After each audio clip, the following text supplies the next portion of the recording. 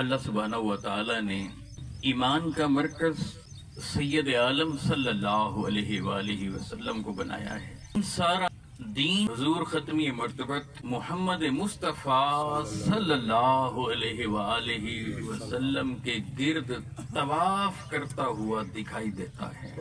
मेरे महबूब सल्लल्लाहु अलैहि वसल्लम मरकज ठहरे और बाकी सारा दीन मुस्तफ़ा के इर्द गिर्द घूमने का नाम है।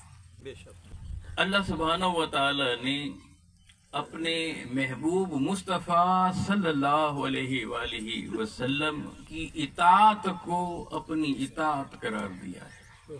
हुजूर अक़दस सल्लल्लाहु अलैहि वसल्लम की पर्सनैलिटी को रोल मॉडल बनाया है और कायनात के सामने उन्हें रखा है कि मेरे महबूब मुस्तफ़ा सल्लल्लाहु अलैहि वसल्लम को तकते चले जाओ, इनकी सूरत को तको तो इश्क कर बैठो और इनकी सीरत को तको तो फिर अपनी जिंदगियों को उजला कर बैठो। हुजूर अक़दस सल्लल्लाहु अलैहि वसल्लम की ज़ात अक़दस से हद से बढ़कर मोहब्बत, ये ईमान है। और फिर उनसे बेतहाशा मोहब्बत का नतीजा ये है कि आका अलैहिस्सलातु वस्सलाम की ज़ात अतहर को मरकज और महवर मानते हुए उनकी सीरत को इंसान अपना ले।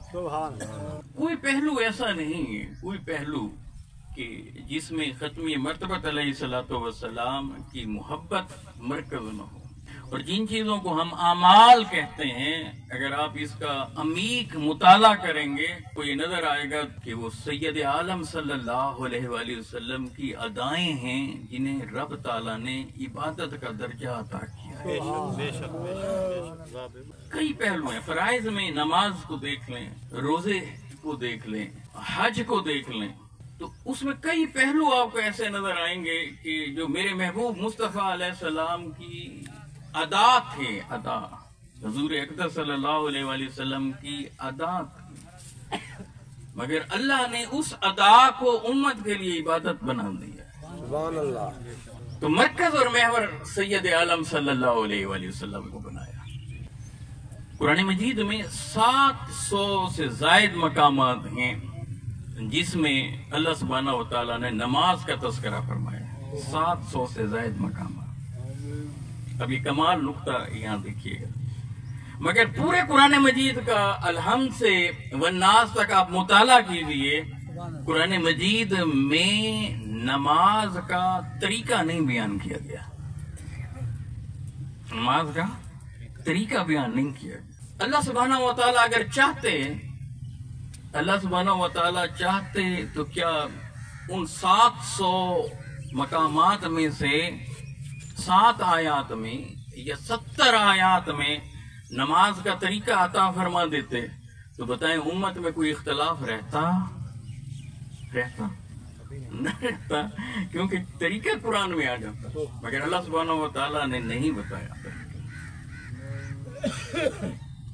नमाज का तरीका नहीं बताया, मगर 700 के करीब आयात में नमाज का जिक्र फरमाया है। सहाबाए किराम ने अर्ज की, या रसूल अल्लाह, हुक्म आ गया है कि नमाज कायम कीजिए, तो नमाज हम कैसे कायम करें, कैसे अदा करें? तो बस जवाब में एक लाइन आपने अता फरमाई, सल्लू कमा रअयतुमूनी उसल्ली। सही बुखारी की रिवायत कि नमाज उस तरह अदा करो जिस तरह से मुझे देखते हो। इसका तो पहला जुमला ही इतना मजे का है, सल्लू कमा रअयतुमूनी, कमा रअयतुमूनी, जैसे मुझे देखते हो। हुजूर अल्लाह की बारगाह में खड़े हैं और उम्मत को हुक्म है कि खुदा की बारगाह में हाजिर होने के लिए मुस्तफ़ा को तकते चले जाओ।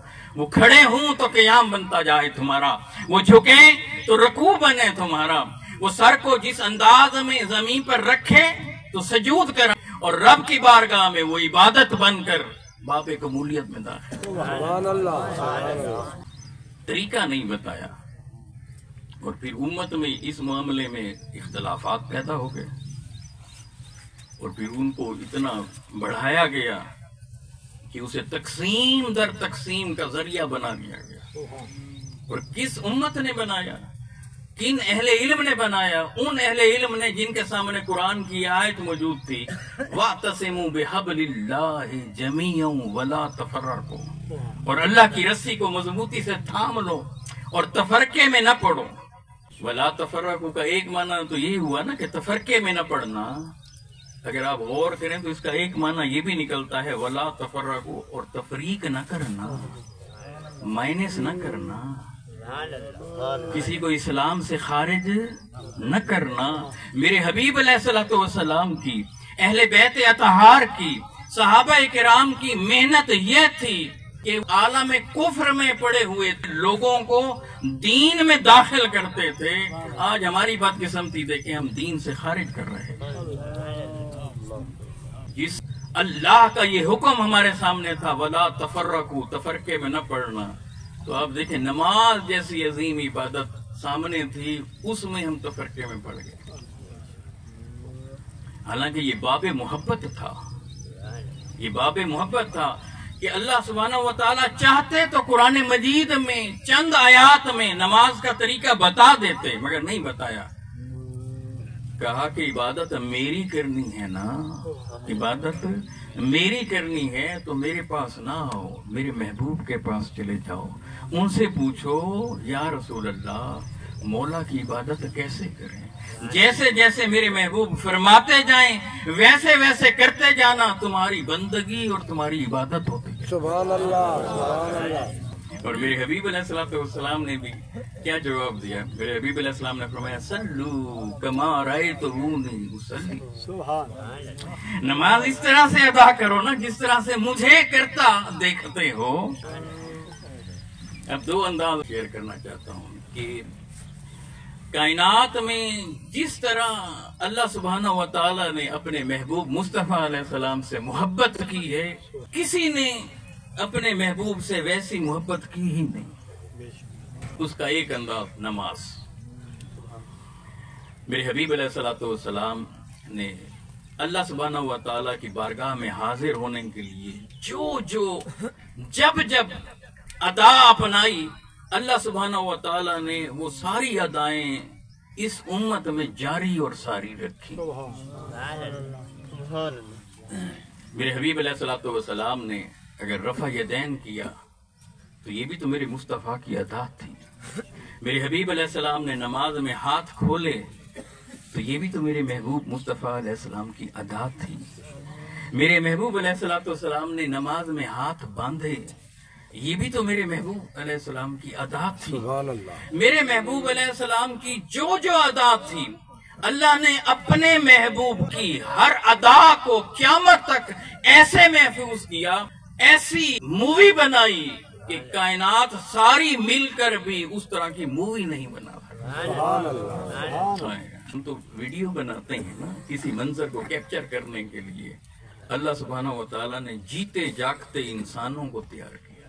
اب ہم اس پر اختلاف کرنے لگے کہ ایسے نماز ادا کرنی ہے کہ ایسے، حالانکہ ساری ادائیں میرے محبوب مصطفیٰ علیہ السلام کی تھیں اور ساری سنتیں میرے محبوب مصطفیٰ علیہ السلام کی تھیں.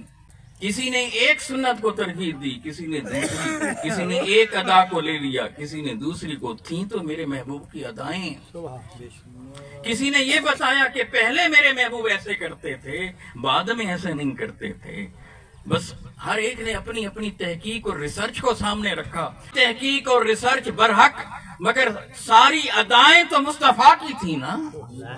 تو اللہ نے کیا کیا؟ مصطفیٰ علیہ السلام کے ماننے والوں میں سے ایک کے دل میں یہ بات ڈال دی، ذرا جب نماز میں آیا کرو تو ہاتھ کو کھولے رکھا کرو. میری بارگاہ میں جب حاضر ہوا کرو، نماز ادا کیا کرو تو ہاتھ کو کھولے رکھا کرو. دوسرے کے یہ دل میں ڈال دی، رفع یدین کیا کرو. ایک اور طبقے کے دل میں ڈالا کہ نماز میں رفع یدین نہ کیا کرو. ایک اور طبقے کے دل میں ڈالا کہ ہاتھوں کو باندھے کرو، ہاتھوں کو ایسے ایسے یوں باندھا کرو. کیونکہ کسی دور میں، کسی وقت میں مصطفیٰ علیہ السلام تھے وہ ادا وقوع پذیر جو ہوئی تھی تو اللہ نے انسانوں کے دلوں میں ڈال دی. اب جب عرش سے مولا اپنی مخلوق کو تکتا ہے، بندگی اور عبادت کرتے دیکھتا ہے، تو ایک ہی وقت میں دیکھتا ہے کہ اس کے محبوب کی ساری ادائیں زندہ ہیں. سبحان اللہ. میرے محبوب نے تو تھوڑے سے وقت کے لیے ہاتھ کھولا تھا نا، تو اب وہ قیامت تک ایک طبقہ اس کے دل میں ڈال دیا کہ مصطفیٰ کی اس ادا کو اپنا لو. میرے حبیب نے کبھی رفع یدین کیا تھا، پھر بعد میں چھوڑ دیا تھا، مگر ایک طبقے کے دل میں ڈال دیا کہ میرے محبوب کی اس ادا کو نہ چھوڑنا. میرے حبیب نے ہاتھ کو باندھا تھا ناف پر، تو ایک بڑے طبقے کے دل میں میرے اللہ نے یہ بات ڈال دی کہ میرے محبوب کی اس ادا کو اپنا لو نا. اب جب رب تعالیٰ مخلوق کو دیکھتا ہے، ان میں سے چنے ہوئے لوگوں کو دیکھتا ہے، مومنوں کو دیکھتا ہے، ایمان والوں کو دیکھتا ہے، کیا دیکھتا ہے کہ ایک ہی وقت میں مصطفیٰ کی ہر ادا پر عمل ہو رہا. بتائیں اس طرح بھی کوئی محبت کرتا ہے؟ تو اللہ سبحانہ و تعالیٰ نے مخلوق کے دلوں کے اندر مصطفیٰ علیہ السلام کی محبت کو ایسے انڈیلا، کہا کہ کبھی تو میرے محبوب نے اس ادا کو ادا کیا تھا، تم میرے محبوب کی کسی بھی ادا کو قضا نہ کرنا. سبحان اللہ. ادا کو قضا نہ کرنا. انہوں نے تو کچھ وقت کے لیے اسے ادا کیا تھا. اس پر جھگڑنا مت، یہ دیکھنا کہ خدا اپنے محبوب سے محبت کیسے کرتا ہے، اس کی ہر ادا کو خدا نے محفوظ کیسے کر رکھا ہے. خدا نے اپنی محبت، اپنے محبوب کی ادا کو اللہ نے سنبھال کر کیسے رکھا ہے، اور قیامت تک کے لیے کیسے رکھا ہے. ارے ہر گزرتے دور میں سبھی کو معلوم ہوگا مصطفیٰ یوں بھی رب کی عبادت کرتے تھے، یوں بھی رب کی عبادت کرتے تھے، یوں بھی رب کی عبادت کرتے تھے. تو جو ادا میرے محبوب ادا کرتے تھے، رب چاہتا ہے کہ میرے محبوب کی کوئی ادا قضا ہی نہ ہو. سبحان اللہ. اتنا پیارا پہلو ہے اس کا. یہ تو باب محبت تھا. ہم اس پر لڑ رہے ہیں، ہم اس پر جھگڑ رہے ہیں. اور پھر ذرا دیکھیں، یوں محسوس ہوتا ہے کہ قرآن نے 700 مقامات پر نماز کا ذکر کر کے طریقہ نہیں بتایا، تو محسوس یہ ہوتا ہے کہ جب کہا کہ میرے محبوب مصطفیٰ کی اطاعت کر لینا نا، تمہاری بندگی ہو جائے گی. وما آتاکم الرسول فخذوہ وما نہاکم عنہ فانتہوا. اور یہ رسول صلی اللہ علیہ وآلہ وسلم تمہیں جو کچھ عطا فرما دیں اسے لے لیا کرو، اور جس سے روک دیں اسے رک جایا کرو. مرکز مصطفیٰ کو بنایا کہ میرے محبوب کی اداؤں کو لینا، میرے محبوب کے اقوال کو لینا، میرے محبوب کے افعال کو لینا، اور میرے محبوب کے احوال کو لینا. مرکز جو مصطفیٰ کو بنایا، کہ من یطع رسول فقد اطاع اللہ. جس نے اس رسول کی اطاعت کر لی بس اس نے اللہ کی اطاعت کر لی. مرکز میں اور کہا کہ جو میرے محبوب کی اداؤں کو اپناتا ہے، میرے محبوب کے قدموں میں آ جاتا ہے، میرے محبوب کی اتباع کر لیتا ہے، میرے محبوب کے نقوش پا پر چل پڑتا ہے، تو چلتا تو وہ مصطفیٰ کے نقوش پا پر ہے. خدا کہتا ہے کہ اے بندے، تجھ سے مجھے پیار ہو گیا ہے. قُلْ إِن كُنتُمْ تُحِبُّونَ اللَّهَ فَاتَّبِعُونِي يُحْبِبْكُمُ اللَّهُ يُحْبِبْكُمُ اللَّهُ يُحْبِبْكُمْ. پہلے بندہ کہتا ہے کہ مولا تجھ سے محبت کرتا ہوں، وہ جواب نہیں دیتا، کہتا ہے فَاتَّبِعُونِي. بس جب وہ حبیب کی اتباع کرتا ہے صلی اللہ علیہ وآلہ وسلم، جب وہ مصطفیٰ علیہ السلام کے قدموں میں آتا ہے، آقا علیہ السلام کی اطاعت کرتا ہے، آقا علیہ السلام کی پیروی کرتا ہے، تو رب جواب دیتا ہے یحببکم اللہ. اے بندے، تو مصطفیٰ کے دروازے پہ تھوڑا آیا ہے، ہم نے تو تجھ سے محبت کر لی، تجھ سے ہمیں پیار ہو گیا. اسی لیے حضور کو جب مرکز و محور بنایا تو کہا کہ 700 کے قریب مقامات پر نماز کا ذکر کیا، طریقہ نہ بتایا. تو جب میرے حبیب علیہ السلام کی بارگاہ میں آئے اور پوچھا گیا کہ یا رسول اللہ نماز کیسے ادا کریں، فرمایا صلو کما رأیتمونی اصلی. نماز اس طرح سے ادا کرو نا جس طرح مجھے کرتا دیکھ. اب ایک اور زاویہ فیل ہوتا ہے احادیث کے مطالعے کے بعد، تو کیا کہ میرے حبیب علیہ الصلوۃ والسلام جب ارلی لائف میں تھے تو اس وقت حضور علیہ الصلوۃ والسلام جوانوں کی طرح کھڑے ہوتے تھے، تو انداز ایسا ہوتا تھا، ہاتھ باندھنے کا انداز بھی ایسا، کھڑے ہونے کا انداز بھی ایسا۔ پھر وقت گزرتا گیا، عمر مبارک ڈھلتی ڈھلتی ڈھلتی چلی گئی۔ اب میرے محبوب علیہ الصلوۃ والسلام کے اندر جھکاؤ اور رب کی بارگاہ میں بڑھتا بڑھتا بڑھتا چلا گیا۔ اب اگر یوں کھڑے تھے تو آہستہ آہستہ ہاتھ نیچے آنے لگے، عاجزی اور انکساری کا انداز اور زیادہ اور زیادہ اور زیادہ اور زیادہ پیارا پیارا پیارا تر ہونے لگا۔ پہلے ہاتھ اٹھایا کرتے تھے، اب پہلی بار بس ہاتھ اٹھایا تو پھر دوبارہ ہاتھ نہ اٹھایا۔ پہلے اگر یہاں سینے پہ باندھا تو اب نیچے ناف پر، اور یوں جھکے ہیں۔ اب یوں محسوس ہوتا ہے کہ اللہ کے محبوب صلی اللہ علیہ وآلہ وسلم اس کی بارگاہ میں جب عبادت کے لیے کھڑے ہوتے تو جہاں ریلیکس فیل کرتے،